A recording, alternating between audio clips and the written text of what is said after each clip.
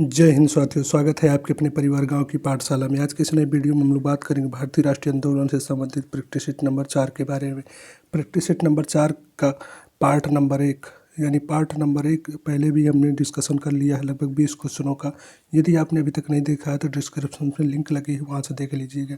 आज के इस वीडियो पे हम लोग बात करेंगे पार्ट नंबर 2 के बारे में, यानी 20 क्वेश्चन से आगे हम लोग डिटेल में डिस्कशन कर लेंगे, क्योंकि इसके माध्यम से हम लोग बहुत डिटेल में इन क्वेश्चनों को डिस्कशन कर रहे हैं। तो शुरुआत करते हैं आज के इस डिस्कशन को। और दोस्तों, कहना चाहेंगे यदि इस चैनल पर आप पहली बार विजिट किए हैं तो चैनल को सब्सक्राइब कीजिएगा, वीडियो को लाइक कीजिएगा, जिससे ज़्यादा से ज़्यादा लोगों तक ऐसी जानकारी पहुंच सके। तो अब शुरुआत करते हैं क्वेश्चन नंबर 21 के बारे में। कांग्रेस की प्रार्थना और याचना की नीति थी, अंत तो गत्वा समाप्त हो गई, ये किसने कहा था? तो इसको जो कहा था, क्वेश्चन नंबर 21 का जो उत्तर होगा वो होगा बाल गंगाधर तिलक के नेतृत्व में कहा गया था। अब जैसे बात करके बाल गंगाधर तिलक से संबंधित कुछ फैक्ट के बारे में हम लोग चर्चा कर लेते हैं, क्योंकि हमारा मेन मोटिव यही होता है कि जितने भी ज़्यादा जो पॉइंट आते हैं उन सभी पर पॉइंट को हम लोग डिटेल में डिस्कशन करते हैं। तो पहले तो बात करते हैं बाल गंगाधर का संबंध किस राज्य से था, क्योंकि ये भी पूछता है। तो महाराष्ट्र से संबंधित थे। वही बात पूछता है इनसे, इनके द्वारा जो होम रूल लीग की स्थापना की जाती, तो कब की जाती? तो 28 अप्रैल 1916 को कहाँ पे? पुणे के महाराष्ट्र के पुणे नामक स्थान पर होम रूल लीग की स्थापना बाल गंगाधर तिलक के द्वारा की जाती है। इनसे संबंधित और क्या पूछता है? तो इनसे संबंधित एक पूछता है केसरी पत्रिका, मराठा पत्रिका। वहीं बात करें गीता रहस्य जैसी कुछ महत्वपूर्ण पत्रिकाओं की रचना की जाती है। अब यहाँ से पूछता है तो गीता रहस्य की रचना कब होती है? तो गीता रहस्य की रचना तो 1909 में होती है। वहीं बात करें कि जो स्वदेशी भंग आंदोलन हुआ था उसका नेतृत्व महाराष्ट्र में किसने किया था? तो बाल गंगाधर तिलक के द्वारा ही स्वदेशी भंग आंदोलन की नेतृत्व महाराष्ट्र से किया जाता है।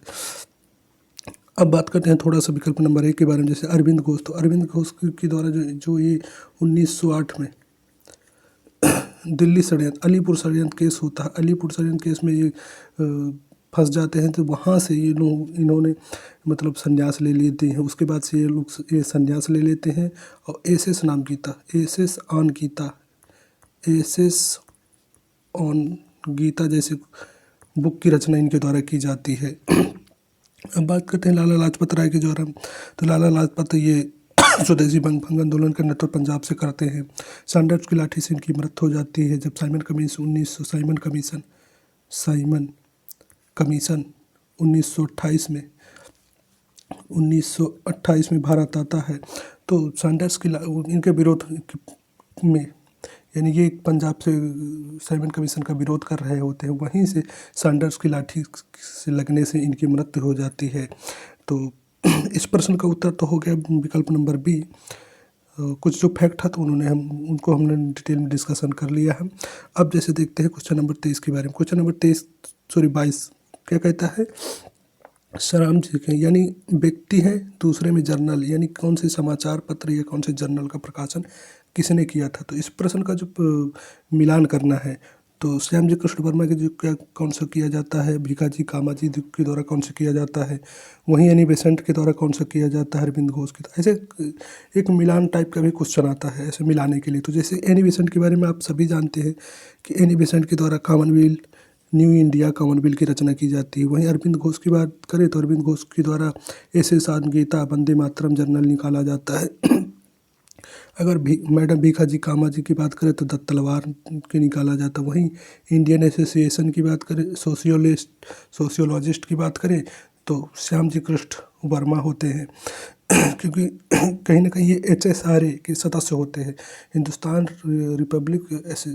हिंदुस्तान सोशलिस्ट रिपब्लिक एसोसिएशन के ये सदस्य होते हैं। तो ये इंडियन एसोसिएशन जर्नल को इन्हीं के द्वारा निकाला जाता है। तो आई होप आप लोग समझ पाए होंगे। तो इस प्रश्न का जो सही उत्तर होगा वो होगा ए का 2, बी का 3, ए का 2, बी का 3, सी का 4, डी का 1। तो इस प्रश्न का जो उत्तर हो जाएगा विकल्प नंबर 1, यानी ए का 4, बी का 3, सी का 4 और डी का 1। अब बात करते हैं क्वेश्चन नंबर 23 के बारे में। क्वेश्चन नंबर 23 क्या कहता है? निम्नलिखित घटनाओं का सही अनुक्रम क्या है? होम रूल का तिलक का होम रूल आंदोलन कब हुआ था? कामागाटू मारू प्रकरण कब हुआ था? महात्मा गांधी का भारत आगमन कब हुआ था? तो इनको क्रम से सजाना है। तो जैसे कि तिलक के होम रूल की बात करें तो 28 अप्रैल 1916 को कहाँ हुआ था? मद्रास के पुणे, सॉरी, हाँ, महाराष्ट्र के पुणे में हुआ था। बात करें कामागाटू मारू प्रकरण के बारे में तो कामागाटू मारू प्रकरण जो हुआ था 1914 में हुआ था। अब बात करें कि महात्मा गांधी का भारत आगमन कब हुआ था? 9 जनवरी उसी दिन भारतीय प्रवासी दिवस भी मनाया जाता है 9 जनवरी 1915 को। तो अगर क्रम से देखें तो पहला क्या हो जाएगा? 1914। तो 1914 कौन सा है? दो हो गया। फिर इसके बाद बात करें कि तिलक का फिर कौन सा है? तो महात्मा गांधी का भारत आगमन है तो 3 हो जाएगा, यानी 2, 3 और बात करें कि 1, यानी 2, 3, 1। जिस विकल्प में 2, 3, 1 होगा वही विकल्प सही होगा। तो जैसे कि देख रहे हैं विकल्प नंबर कौन सा सही होगा? तो विकल्प नंबर सी, 2, 3, 1, 2, 3, 1, विकल्प नंबर सी, यानी कि इस प्रश्न का जो सही होगा वो होगा, पहले होगा कामागाटू मारू प्रकरण होता है, फिर महात्मा गांधी का आगमन होता है, फिर जाकर के तीसरे स्थान पर जाकर के तिलक जी का होम रूल आंदोलन होता है। तो ऐसे कि अब देखते हैं क्वेश्चन नंबर 24 के बारे में। क्वेश्चन नंबर 24 क्या कहता है? भारत सूरत की फूट 1907 के बाद कांग्रेस किसके हाथ में आ गई थी? तो नरम दल वालों के हाथ में आ गई थी, गरम दल वालों के हाथ में आ गई थी। इस प्रश्न का जो उत्तर होगा वो हो जाएगा विकल्प नंबर ई, यानी नरम दल वालों के हाथ में आ गई थी। क्योंकि जो कांग्रेस के फूट का मुख्य कारण था वो क्या था? एक तरफ नरम दल बन गया था, एक तरफ गरम दल बन गया था। गरम दल से जो संबंधित थे बाल गंगाधर तिलक और लाला लाजपत राय, कुछ ऐसे थे। तो जो गरम दल वाले नेता थे तो वो सोचते थे कि बाल गंगाधर तिलक इसकी अध्यक्षता करें। वहीं जो नरम दल वाले थे तो वो सोचते थे कि रास बिहारी बोस की अध्यक्षता करें। क्योंकि यहाँ से भी पूछता है कि इस अधिवेशन की अध्यक्षता किसने की थी? तो रास बिहारी बोस के द्वारा की जाती है, रास बिहारी बोस के द्वारा की जाती है। अब वहीं से पूछता है कि जब 1907 की पहली बार कांग्रेस की प्रथम बार फूट हुई थी तो दूसरी बार कब हुआ था? तो दूसरी बार जो फूट हुआ था बम्बई के अधिवेशन में। कब? मुंबई के अधिवेशन में हुआ था। कब हुआ था? मुंबई के अधिवेशन में हुआ था। मुंबई के अधिवेशन में हुआ था 1918 में। 1918 में मुंबई की, यानी दूसरी बार कांग्रेस का फूट कब हुई थी? 1918 में। प्रथम बार सूरत अधिवेशन 1907 में। बात करें दूसरी बार जब फूट हुई थी तो उसकी अध्यक्षता कौन करते? तो हसन इमाम उसकी अध्यक्षता कर रहे थे। तो अब देखते हैं क्वेश्चन नंबर 25 के बारे में। क्वेश्चन नंबर 25 क्या कहता है? राजनीतिक स्वतंत्रता राष्ट्र की प्राणवायु है, यह कथन किसका है? तो मोतीलाल नेहरू ने कहा था, बिमलेश चंद्र बनर्जी ने कहा था, अरविंद घोष ने कहा था। उपयुक्त में से अधिक उपयुक्त में से कोई नहीं था। इस प्रश्न का जो सही उत्तर हो जाएगा वो हो जाएगा अरविंद घोष जी के द्वारा किया जाता है, यानी विकल्प नंबर सी इस प्रश्न का सही उत्तर हो जाएगा। अरविंद घोष के द्वारा कहा जाता है कि जो राजनीतिक स्वतंत्रता किसी भी देश की प्राणवायु, किसी भी राष्ट्र की प्राणवायु होती है। बात करें अरविंद घोष जी के बारे में तो एस ऑन गीता की रचना इनके द्वारा की जाती है। अलीपुर षड्यंत्र केस में 1908 में ये फंस जाते हैं। उसके बाद ये कहीं ना कहीं संन्यास लेकर के पांडिचेरी चले जाते हैं। पांडिचेरी जाकर के इन्होंने संन्यास ले लेते हैं। अब दोस्तों बात करें जैसे कि मोतीलाल नेहरू के बारे में, तो मोतीलाल नेहरू जो थे इनका संबंध अगर बात करें इनके बारे में तो इनके 1919 के अमृतसर अधिवेशन की अध्यक्षता करते हैं। वहीं बात करें जो स्वराज पार्टी की स्थापना में चित्तरंजन दास तथा मोतीलाल नेहरू के द्वारा स्वराज पार्टी की स्थापना 1 जनवरी 1923 को इलाहाबाद में की जाती है। अगर बात करें वहीं बिमलेश चंद्र बनर्जी जी के बारे में, तो बिमलेश चंद्र बनर्जी के बारे में आप जानते हैं कि कांग्रेस के प्रथम अध्यक्ष बिमलेश चंद्र बनर्जी यानी कि WC बनर्जी होते हैं। वहीं बात करते हैं क्वेश्चन नंबर 26 के बारे में। 26 क्या कहता है? राष्ट्रीय शोक दिवस कब मनाया गया था? तो इस प्रश्न का जो सही उत्तर होगा वो हो जाएगा विकल्प नंबर सी, बंगाल विभाजन के लागू होने वाले दिन। यानी अगर बात करें बंगाल विभाजन जो लागू हुआ था वो 16 अक्टूबर 16 अक्टूबर 1905 को बंगाल का विभाजन लागू हुआ था। उसी दिन राष्ट्रीय शोक कहें क्योंकि यहाँ से क्वेश्चन भी कई बार बनते हैं कि इस दिन कौन सा दिवस मनाया गया था। तो यहाँ पे रक्षाबंधन हिंदू मुस्लिम यानी रविन्द्रनाथ के आह्वान पर हिंदू मुस्लिमों के द्वारा एक दूसरे के हाथ पर राखी बांध करके इसको रक्षाबंधन के रूप में भी मनाया जाता है वहीं इसको राष्ट्रीय शोक के रूप में भी मनाते हैं। तो ऐसे कुछ क्वेश्चन हैं जो बार बार आपको उठते हैं। किसी भी प्रैक्टिस शीट में आप लगा रहे होंगे तो वहाँ देख रहे होंगे कि रक्षाबंधन दिवस मनाया जाता है, वहीं राष्ट्रीय शोक के रूप में भी मनाया जाता है। कब मनाया जाता है? 16 अक्टूबर 1905 को, जब बंगाल विभाजन प्रभावी होता है। वहीं बात करें कि किसके कार्यकाल में होता है बंगाल विभाजन, तो लॉर्ड कर्जन के कार्यकाल में होता है। तो अब बात करते हैं जैसे कि गांधी जी के बारे में दिया है, तो गांधी जी की मृत्यु कब हुई थी? तो 30 जनवरी 1948 को नाथूराम गोडसे के द्वारा गांधी जी की हत्या कर दी जाती है, जिसके बाद गांधी जी की मृत्यु हो जाती है 30 जनवरी को। वहीं बात करें दिवस के रूप में, तो 30 जनवरी को शहीद दिवस के रूप में भी मनाया जाता है। ये कहीं ना कहीं करंट का क्वेश्चन है, तो यहाँ से आप रिलेट कर सकते हैं। अब बात करें कि जैसे कि बंगाल विभाजन किस दिन हुआ था, तो शुरुआत की बात करें तो 19 जुलाई को इसको ड्राफ्ट बना था, 20 को इसकी घोषणा होती है। 20 जुलाई को 1905 को बंगाल विभाजन की घोषणा होती। वहीं बात करें कि प्रभावी कब होता, तो 16 अक्टूबर, जैसे भी हमने चर्चा किया, 16 अक्टूबर 1905 को प्रभावी होता। अगर बात करें कि रद्द कब हुआ, तो दिसंबर 1911 को तृतीय दिल्ली दरबार में अरुडेल कमेटी की सिफारिश पर हार्डिंग सेकंड के द्वारा इसको रद्द कर दिया जाता है। तो यहाँ से जो जनरली क्वेश्चन बनते हैं कि कब लागू हुआ, तो 19 यानी लागू की बात करें तो 16 अक्टूबर 1905 को। अगर वहीं बात करें कि कब ये घोषणा हुई थी, तो जो घोषणा हुई थी 20 जुलाई को हुई थी। कब रद्द हुआ था बंगाल विभाजन, तो जो रद्द हुआ था दिसंबर 1911 को हुआ था। किसके कार्यकाल में हुआ था, तो लॉर्ड हार्डिंग के कार्यकाल में हुआ था। बात करें कौन सी कमेटी बनी थी इसको रद्द करने में, तो अरुडेल कमेटी बनी थी। जनरली इतना ही क्वेश्चन यहाँ से जो उठाता है वो हम लोग डिस्कशन कर चुके हैं। आई होप कि आप लोगों को ये डिस्कशन पसंद आ रहा होगा। अब बात करते हैं क्वेश्चन नंबर 27 के बारे में। श्रीमती एनी बेसेंट कांग्रेस की अध्यक्ष कब निर्वाचित हुई थी? तो इस प्रश्न का जो सही उत्तर हो जाएगा वो विकल्प नंबर 1, कलकत्ता के 1907 अधिवेशन में। वहीं बात करें कि जैसे कि एनी बेसेंट जो थी कांग्रेस की प्रथम महिला अध्यक्ष थी। बात करें अब महिलाओं से संबंधित जो कांग्रेस से कुछ क्वेश्चन पूछते हैं उनको भी एक ही जगह बात कर लेते हैं। जैसे कि कांग्रेस की प्रथम महिला अध्यक्ष हो गई एनी बेसेंट हो गई। प्रथम भारतीय महिला पूछता है, ये कांग्रेस की प्रथम भारतीय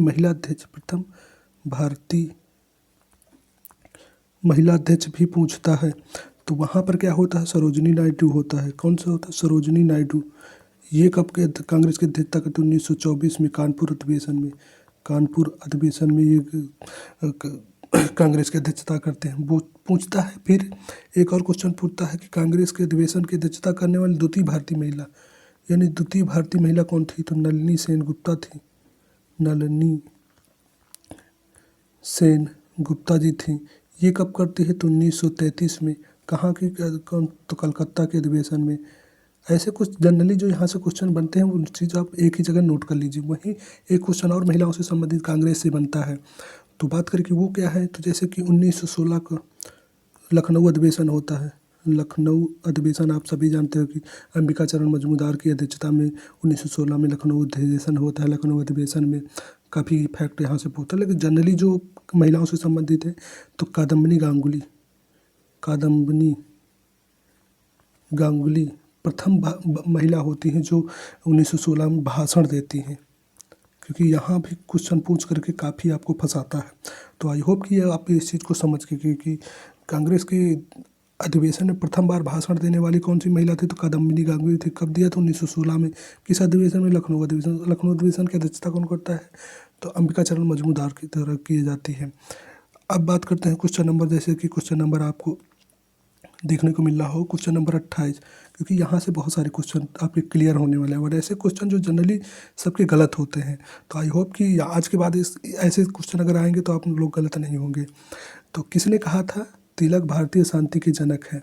तो इस प्रश्न का जो सही उत्तर होगा वो तो हो जाएगा विलेम चिरोल के द्वारा कहा जाता है कि जो बाल गंगाधर तिलक है भारतीय अशांति के जनक होते हैं। लेकिन यहाँ से जो क्वेश्चन और बनते हैं, जैसे आप देख रहे हो कि लुई फिशर, बेब मिलर, ये कौन थे, तो इनका संबंध क्या था। तो जैसे आप लुई फिशर के बारे में जानते हैं, बेब मिलर के बारे में बात करें, असहयोग आंदोलन के दो समय ये अमेरिकी पत्रकार थे जो असहयोग आंदोलन से संबंधित थे। यहाँ से क्वेश्चन ऐसे बनाता है, असहयोग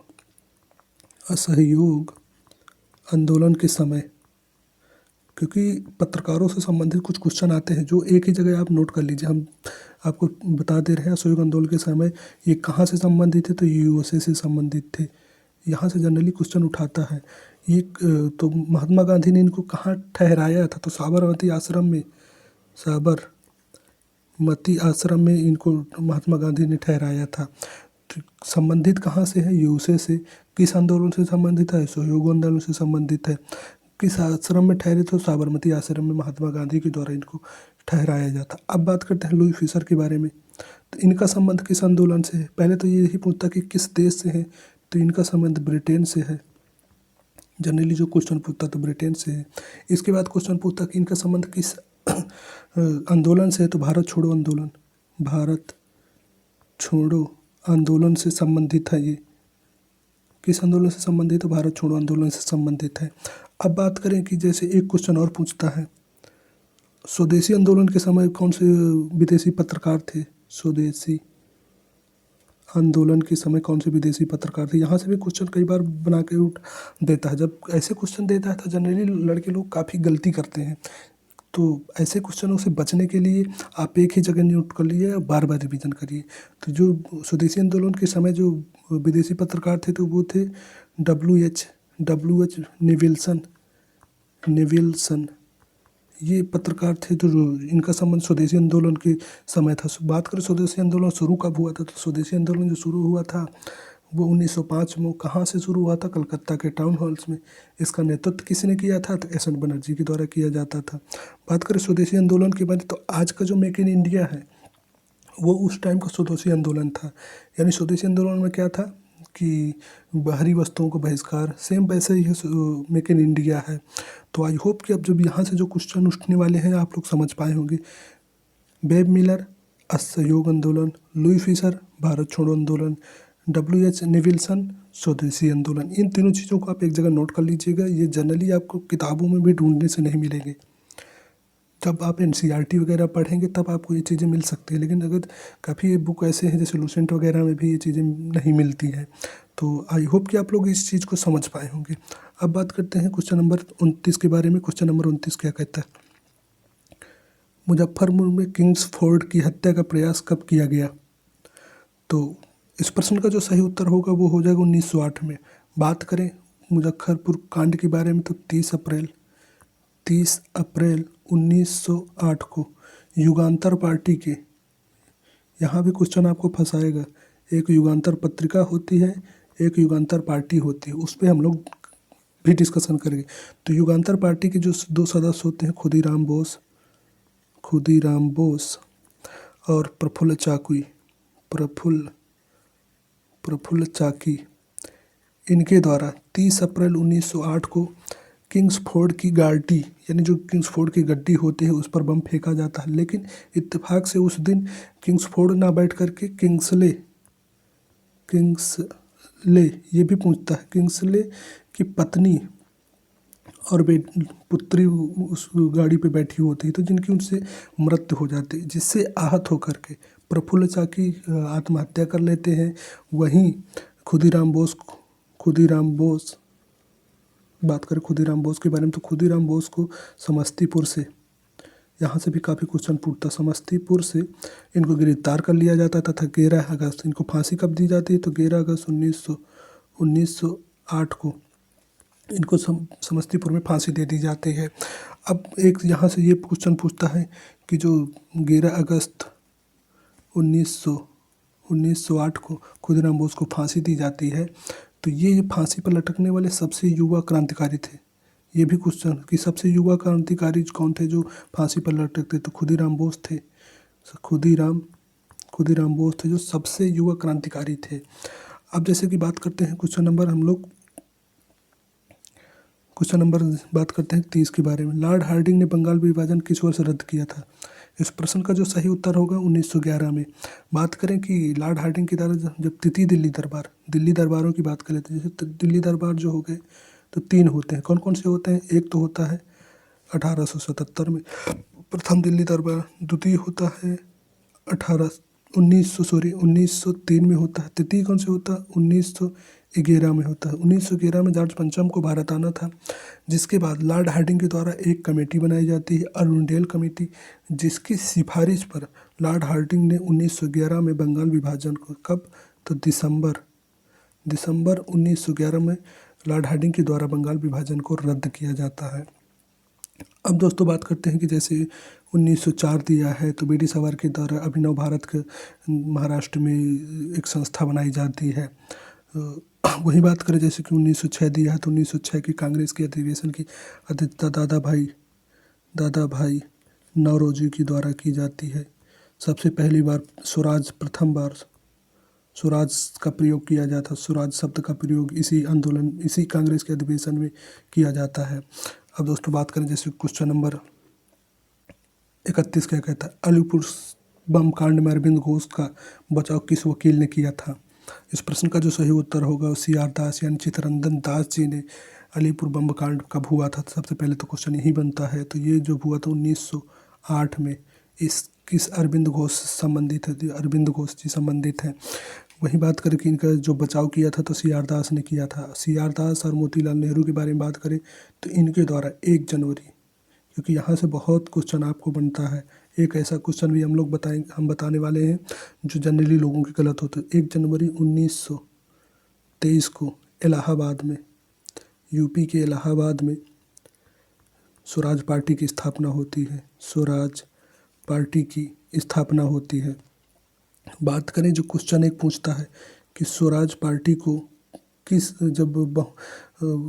केंद्रीय विधानसभा के चुनाव होते हैं तो वहाँ किस राज्य से इसको बहुमत मिला था?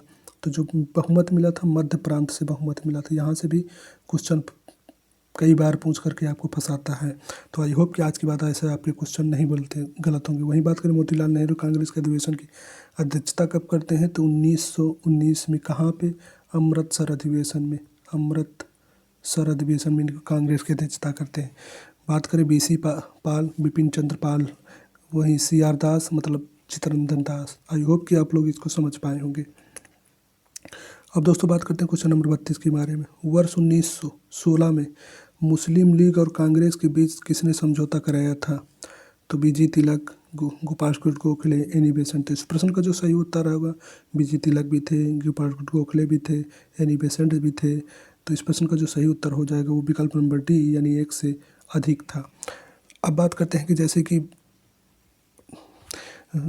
बाल गंगाधर तिलक के बारे में हमने काफ़ी बार फैक्ट कर दिया। एनी बेसेंट प्रथम कांग्रेस की महिला अध्यक्ष थी। वहीं बात करें कि इनके द्वारा न्यू इंडिया कॉमनवेल्थ की रचना की जाती है। गोपाल कृष्ण गोखले के बारे में करते रहे तो गांधी जी के राजनीतिक गुरु थे। 1905 के वाराणसी अधिवेशन की अध्यक्षता इन्हीं के द्वारा की जाती है। द इंडियन एसोसिएशन की इंडियन सर्वेंट ऑफ सोसाइटी की इनके द्वारा स्थापना की जाए। तो कुछ ऐसे काम हैं जो गोपाल कृष्ण गोखले के द्वारा किए जाते हैं। अब वही बात करें कि जैसे मुस्लिम लीग और कांग्रेस के बीच किसने समझौता कराया था? तो ये गोपाल कृष्ण गोखले, बाल गंगाधर तिलक। लेकिन एक क्वेश्चन और पूछता जो जनरली की जैसे कि पूछता है कि अम्बेडकर यानी पूना पैक्ट कहें या फिर दिल्ली समझौता कहें, ये किसके सहयोग से हुआ था और कब हुआ था? क्योंकि यहाँ से भी क्वेश्चन पूछता। तो अगर सबसे पहले इनकी पूना पैक्ट के बारे में बात करें तो 26 सितंबर 1932 को महात्मा गांधी और अम्बेडकर के बीच में होता है। कहाँ होता है? तो पूना की यरवदा जेल में होता है, अम्बेडकर के बीच में। ये भी कई बार आपको क्वेश्चन देखने को मिला होगा। तो महात्मा गांधी और अम्बेडकर के बीच में होता है यरवदा जेल में। किस लिए होता है? तो जो सांप्रदायिक पंचायत या कम्युनल अवार्ड कहें 16 अगस्त 1932 को आता है, तो उसके विरोध में कहीं ना कहीं 20 सितंबर 1932 को यरवदा जेल में महात्मा गांधी की द्वारा भूख हड़ताल की जाती है। उसी की से फिर मदन मोहन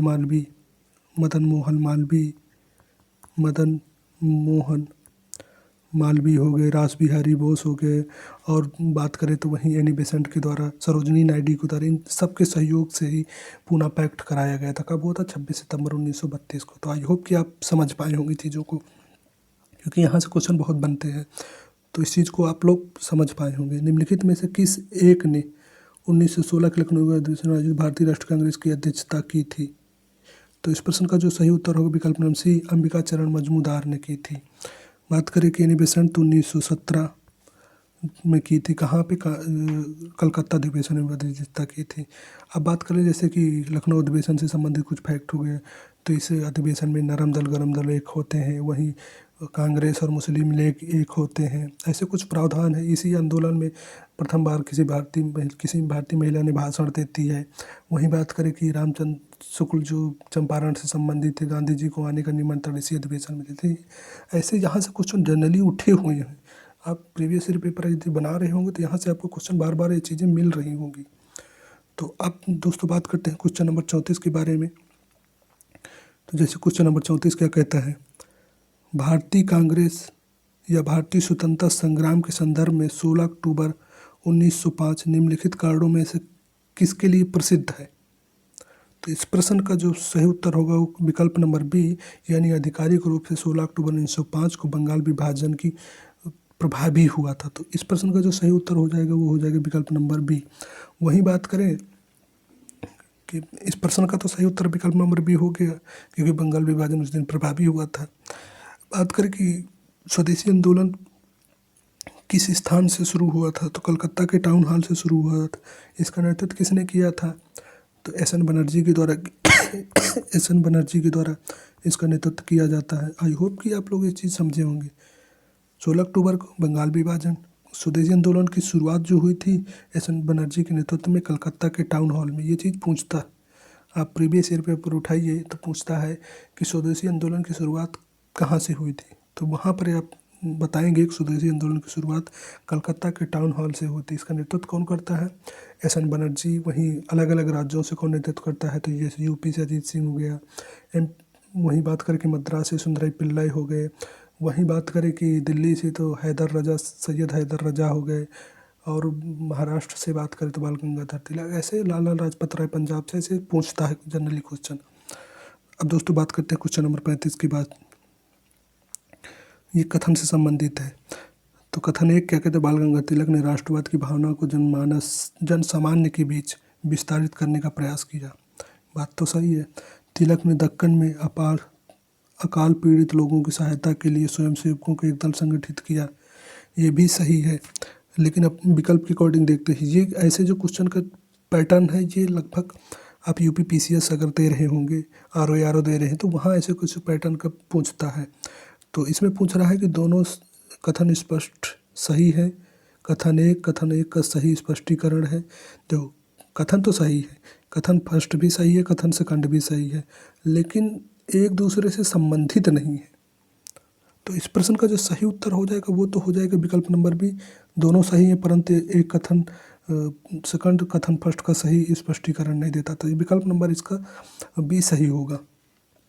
दोस्तों बात करें क्वेश्चन नंबर 36 के बारे में। एनी बेसेंट ने होम रूल आंदोलन के दौरान कांग्रेस और मुस्लिम लीग में एक साथ किया।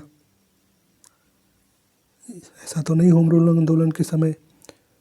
देखते हैं विकल्प नंबर कथन 2 क्या कहते हैं? एनी बेसेंट ने महसूस किया कि होम रूल आंदोलन के लिए आम जनता का समर्थन पाना आवश्यक था।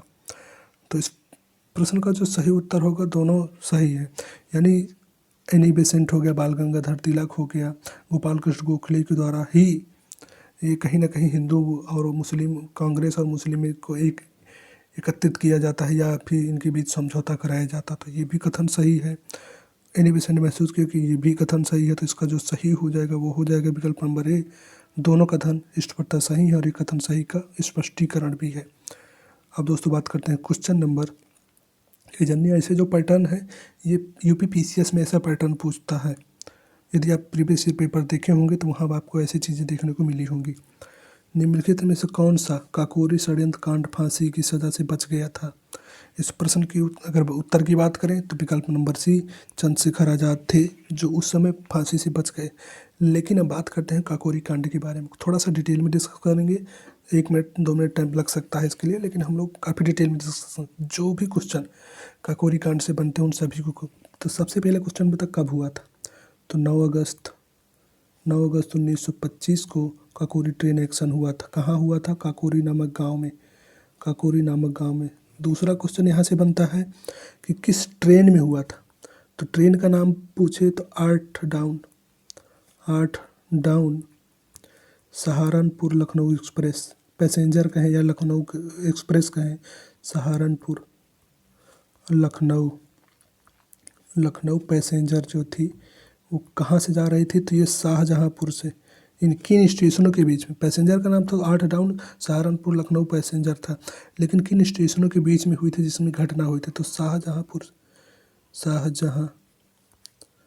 से लखनऊ जा रही थी, ये कहाँ से कहाँ जा रही है ये भी पूछता है कि जो 8 डाउन सहारनपुर लखनऊ पैसेंजर थी वो कहाँ से कहाँ जा रही थी, तो सहारनपुर से लखनऊ जाती है। तो लखनऊ से पहले 14 किलोमीटर पहले ही काकोरी नामक स्थान पर HRSA यानी HRA हिंदुस्तान रिपब्लिक एसोसिएशन के कुछ सदस्यों के द्वारा इस घटना को अंजाम दिया जाता है। तो उसी को काकोरी ट्रेन कांड कहें या काकोरी ट्रेन एक्शन कहें के नाम से जाना था। उसमें कौन कौन से थे, अशफाक उल्लाह थे, राजेंद्र लाहिड़ी थे, चंद्रशेखर आज़ाद भी थे। वहीं बात करें तो राम प्रसाद बिस्मिल थे, ठाकुर रोशन सिंह थे, और बात करें तो और भी जैसे मनमथ नाथ गुप्त थे। तो ऐसे कुछ क्रांतिकारी थे जिन्होंने इस घटना को अंजाम दिया था। अब यहाँ से क्वेश्चन क्या पूछता है, तो यहाँ से क्वेश्चन ये पूछता है कि अशफाक उल्लाह खान को फांसी कहाँ हुई थी, क्योंकि 4 लोगों को कहीं इस घटना के बाद ब्रिटिश सरकार ने फांसी की सज़ा सुनाई थी।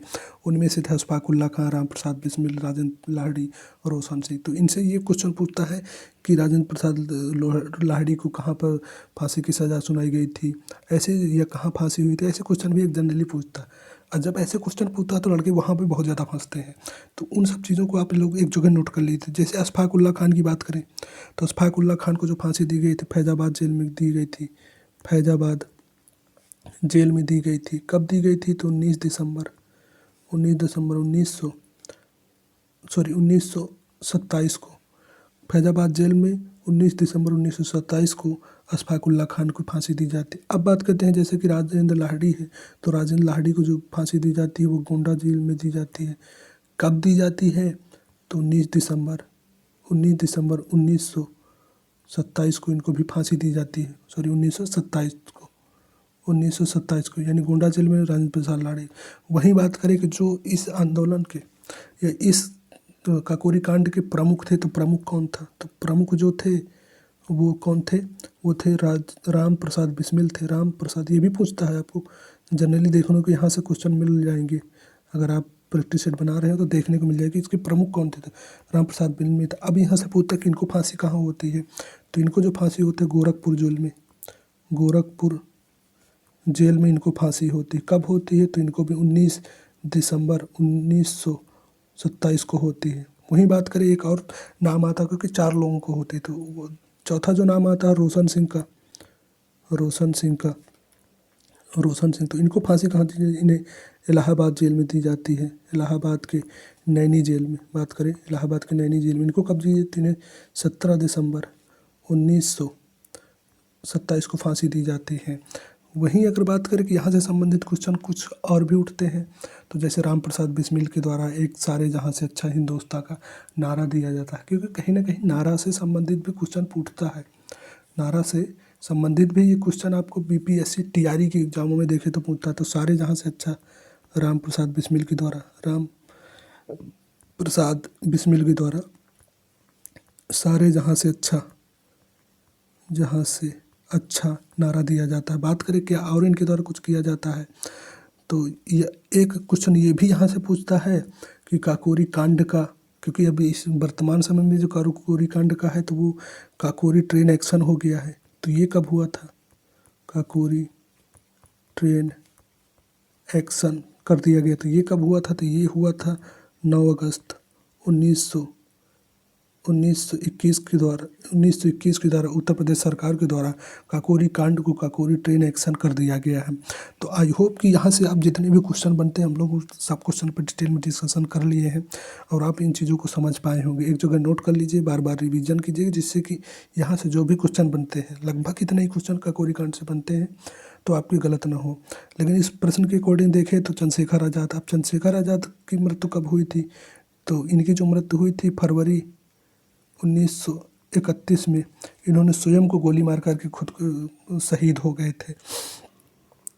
कहाँ पे हुए थे? तो ये इलाहाबाद का अल्फ्रेड पार्क है, ये चंद्रशेखर आज़ाद जो पार्क है वहाँ पर इन्होंने खुद को गोली मार कर के शहीद हुए थे। अब बात करें जैसे क्वेश्चन नंबर हम लोग 38 के बारे में। निम्नलिखित में से किसने स्वदेशी आंदोलन का नेतृत्व दिल्ली में किया था? तो इस प्रश्न का जो सही होगा सैयद हैदर रजा के द्वारा हो जाता। ठीक, अजीत सिंह कौन थे? तो ये भगत सिंह के चाचा थे। भगत सिंह के चाचा थे। ये यूपी में स्वदेशी भंग आंदोलन का नेतृत्व करते हैं। ये महाराष्ट्र में करते हैं, यानी बाल गंगाधर तिलक के द्वारा महाराष्ट्र में किया जाता है।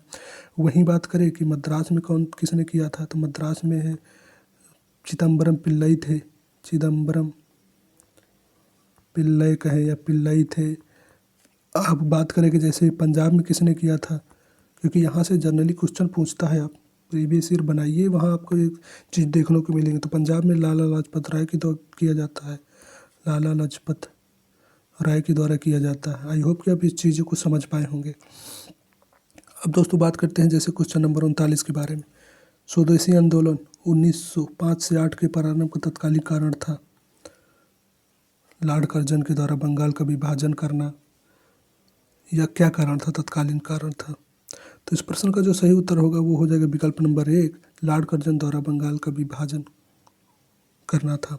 अब दोस्तों बात करते हैं क्वेश्चन नंबर 40 के बारे में। क्वेश्चन नंबर 40 क्या कहता है? जैसे कि आप देख रहे हो क्वेश्चन नंबर 40, प्रथम महायुद्ध या प्रथम विश्व युद्ध के दौरान कहाँ पर भारत की एक अंतरिम सरकार बनी थी, जिसके प्रेसिडेंट कौन थे? यानी बात करें कि जो क्वेश्चन कहता है प्रथम महायुद्ध या प्रथम विश्व युद्ध के दौरान कहाँ पर भारत की एक अंतरिम सरकार बनी थी, जिसके प्रेसिडेंट राजा महेंद्र प्रताप थे। तो इस प्रश्न का जो सही उत्तर होगा वो हो जाएगा विकल्प नंबर 1, अफगानिस्तान के काबुल में। काबुल में कब बनी थी? तो 1915 में एक अंतरिम सरकार का गठन किया गया था। किसके नेतृत्व में किया था? तो राजा महेंद्र प्रताप के नेतृत्व में। महेंद्र प्रताप के नेतृत्व में कहाँ, किसके सहयोग से? तो जर्मनी के सहयोग से। कहाँ पे गठन किया जाता? तो अफगानिस्तान के काबुल में एक अंतरिम सरकार का गठन किया जाता। वहीं बात करें कि जो राष्ट्रपति थे तो कौन थे? तो बराकतुल्ला थे। प्रधानमंत्री राजा महेंद्र प्रताप से। तो ऐसे ही क्वेश्चन यहाँ से पढ़ता है। वहीं एक पूछता है समानांतर सरकार, भारत छोड़ो आंदोलन के समय समानांतर यानी भारत छोड़ो आंदोलन के समय समानांतर सरकार कहाँ बनी थी? तो समानांतर सरकार की बात करें तो उत्तर प्रदेश के बलिया में बनी थी। वहीं सतारा में और ऐसे कई जगह पर कई राज्यों में भारत की बनी थी। तो आई होप कि अब इस चीज़ को समझ पाए होंगे। बात करते हैं क्वेश्चन नंबर 41 के बारे में। निम्नलिखित में से किस आंदोलन के कारण भारतीय राष्ट्रीय कांग्रेस का विभाजन हुआ, जिसके कारण नरम दल और गरम दल का उद्भव हुआ? तो इस प्रश्न का जो सही उत्तर होगा, किस आंदोलन के कारण भारतीय राष्ट्रीय कांग्रेस का विभाजन होता है, इसका जो सही उत्तर होगा स्वदेशी आंदोलन। यानी कहीं ना कहीं जो अगर, क्योंकि कांग्रेस का जो विभाजन होता है तो 1907 में होता है, सूरत अधिवेशन में होता है, रास बिहारी बोस की अध्यक्षता में होता है।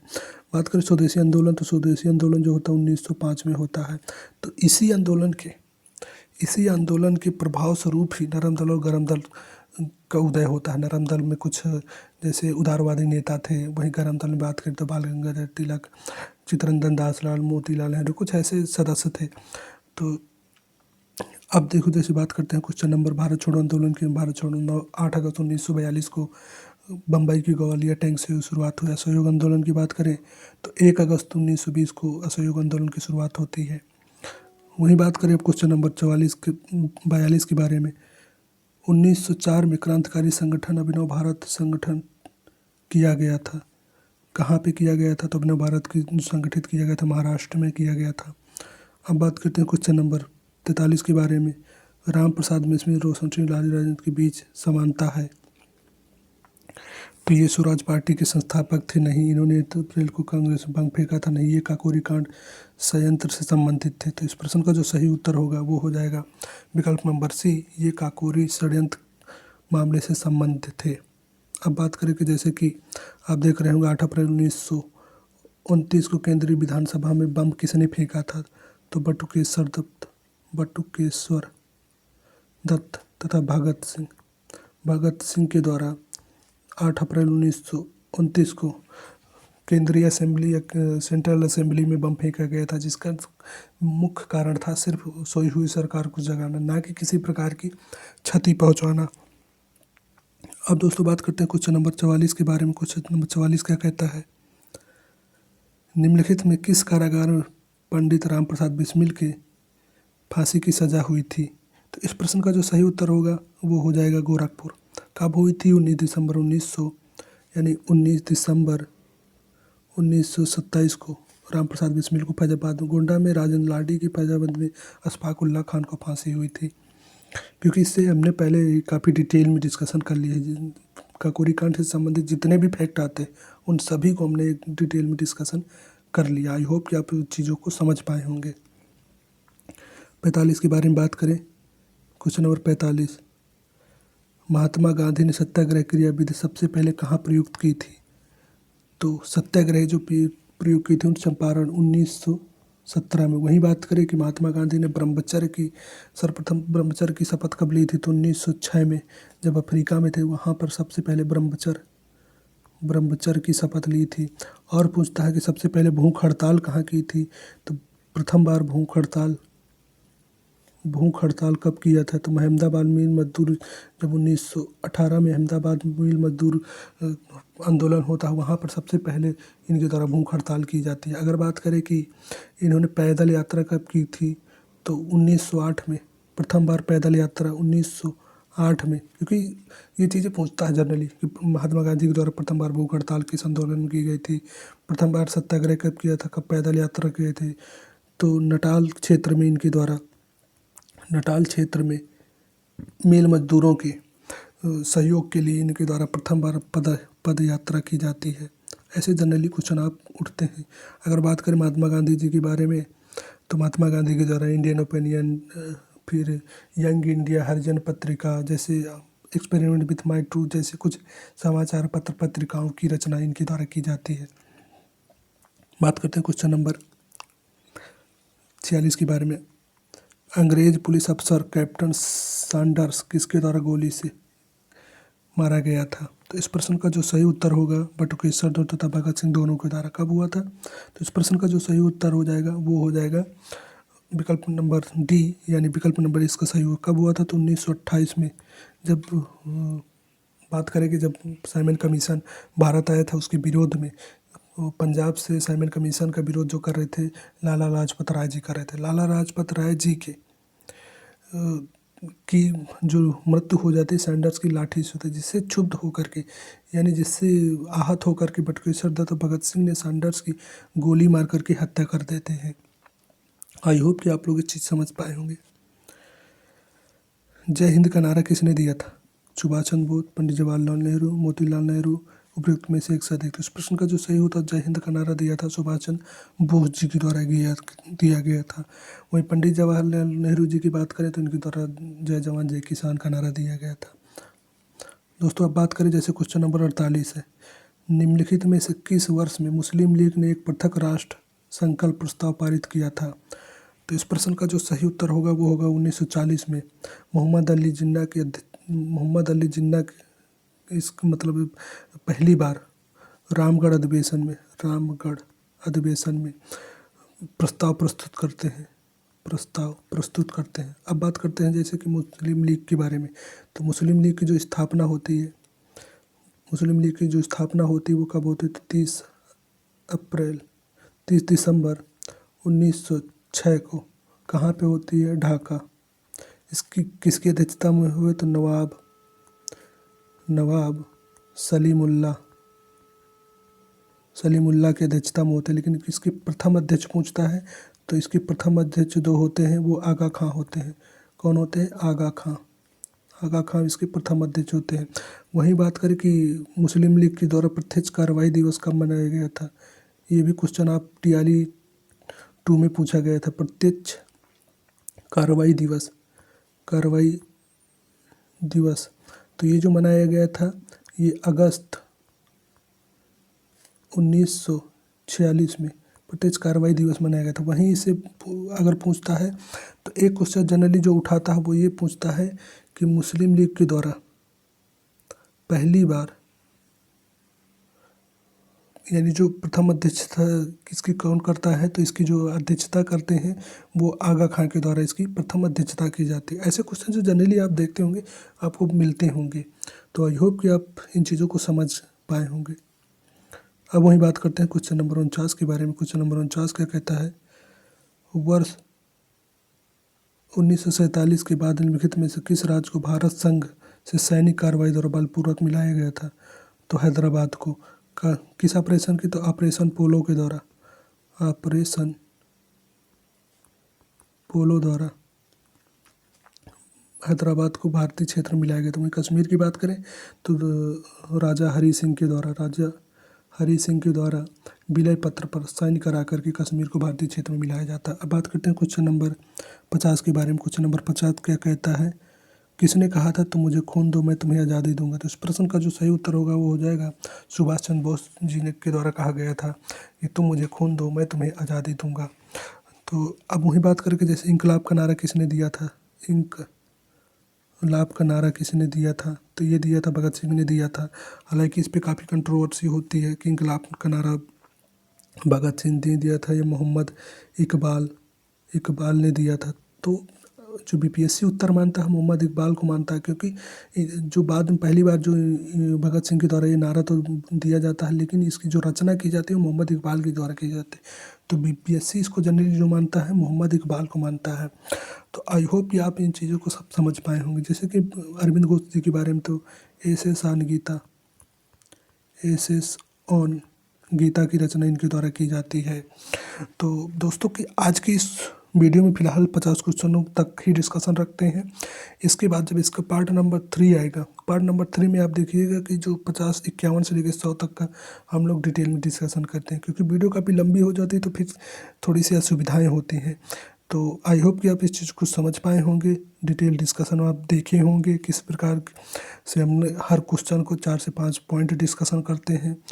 और आपको ये चीज़ें पसंद आ रही हैं, यदि आपको पसंद आ रही हैं तो वीडियो को लाइक कीजिएगा, चैनल को सब्सक्राइब कीजिएगा, जिससे ऐसे ही महत्वपूर्ण जानकारी आपको डेली मिलती रहे। तो आज के वीडियो में फ़िलहाल इतना ही रखते हैं, मिलते हैं नेक्स्ट वीडियो में। तब तक के लिए जय हिंद, जय भारत।